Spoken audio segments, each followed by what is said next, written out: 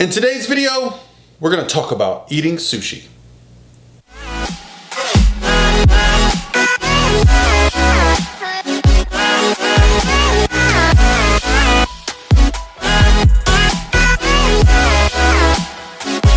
All by myself.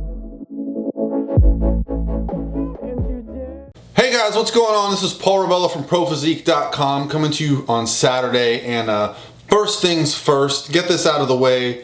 For anyone that is not a fan of powerlifting, skip this. But if you're a fan of powerlifting, then you're a fan of my man L.S. McLean, a 93 kilogram lifter and probably my favorite powerlifter to watch. He's just infectious, always smiling, always laughing. Well, my man LS went over to Russia, took third at Nationals this year.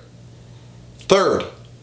Went over to Russia and just took home the gold medal in the 93 kilos. So congratulations to LS. He also got the gold medal in the bench. We all know LS is benching 500 pounds at 205 pounds, which is insane.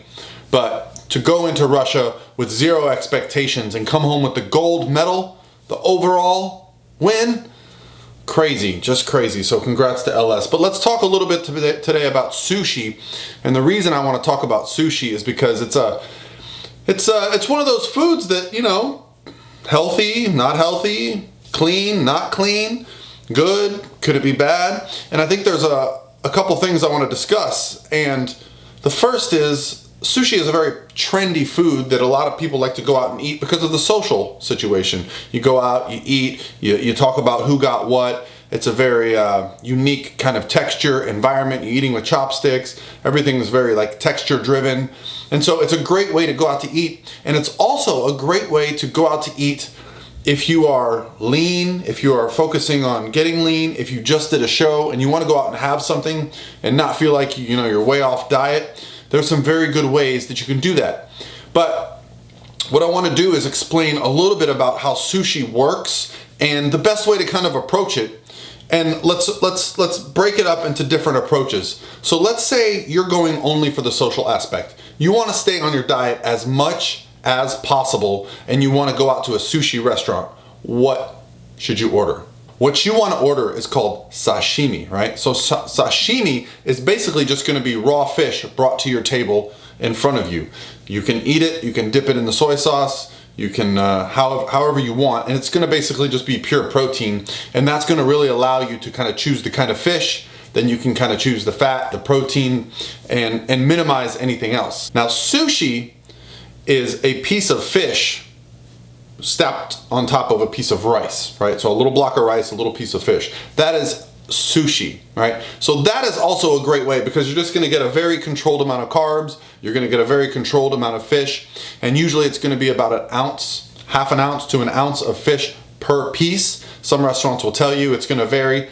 But again, when we're talking about just protein and a minimal amount of carbs, even if they're high or low, your estimations, they're not gonna blow it out of the water. Where sushi can become a little trickier is when we get the rolls, okay? So a sushi roll can vary from restaurant to restaurant, size to size.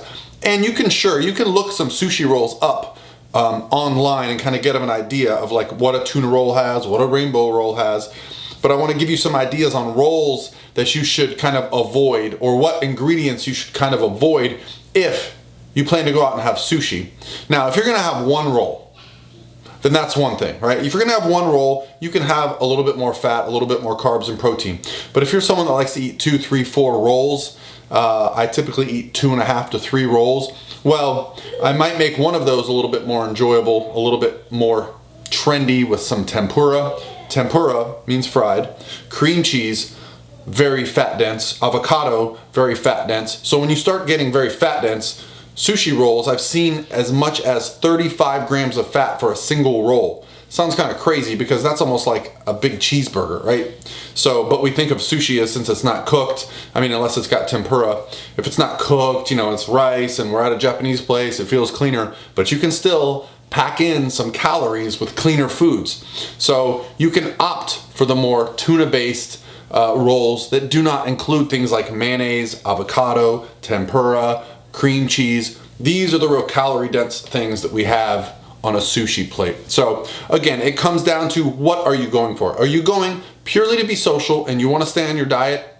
Then you want the sashimi. If you're going post-contest and you want to kind of enjoy, or you're going and you want to enjoy and you want to eat a little bit more, but you want to kind of pay attention, look up some of the rolls, but kind of scan the menu. You can say, can I have this roll with no mayonnaise? Can I have this roll with no avocado? Can I have this roll with no cream cheese, right? Those are going to be your big things. And most places, sushi's pretty customizable, so you can ask for those things. Yes, it's going to change the texture and the taste, but again, it comes down to, are we doing it for the purpose of reaching a goal, or are we doing it for the purpose of being social? How on track do you want to be?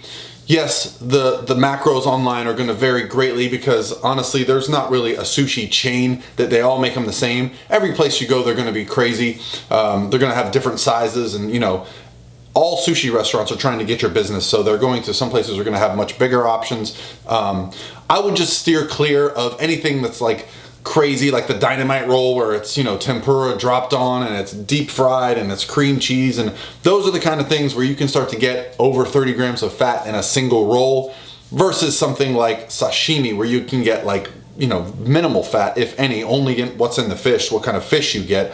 Or you can even get a roll that includes like, you know, basically just tuna and cucumber and rice, and now you're just getting minimal fat from like the tuna. So that's going to be it, guys. Just a quick reminder, just a quick discussion on what can be good as far as sushi goes, because I honestly feel like sushi can be a great way to go out, be social, stay on your plan, enjoy your time with your friends. No one's going to care what kind of sushi roll you get. You know, if you go to a burger and fry place and you get a chicken salad, you know, that might feel awkward to you. But if you go to a sushi place and just get sashimi or sushi, but don't get sushi rolls, no one's going to care, because you're still going to be eating with chopsticks, you're still going to be having your miso soup, you're still going to be drinking your green tea, or if you're having some fun, maybe some sake, right?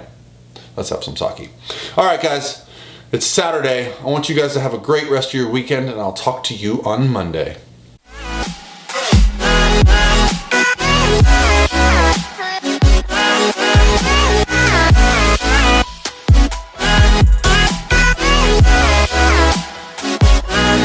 By myself.